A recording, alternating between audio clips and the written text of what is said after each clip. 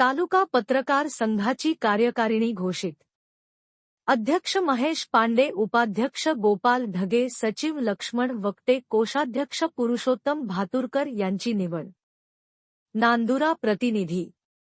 नांदुरा तालुका पत्रकार संघाच्या अध्यक्षपदी महेश पांडे, उपाध्यक्षपदी गोपाल ढगे, सचिवपदी लक्ष्मण वक्ते तर कोषाध्यक्षपदी पुरुषोत्तम भातुरकर यांची अविरोध निवड करण्यात आली. नांदुरा तालुका पत्रकार संघाच्या विद्यमान पदाधिकाऱ्यांचा कार्यकाळ संपुष्टात येत असल्याने नवीन पदाधिकाऱ्यांची निवड करण्यासाठी आज 4 जानेवारी रोजी सायंकाळी शिक्षक सहकारी पतसंस्थेत तालुका पत्रकार संघाची बैठक जिल्हा पत्रकार संघाचे सहसचिव यशवंत पिंगळे यांच्या प्रमुख उपस्थितीत आयोजित करण्यात आली होती.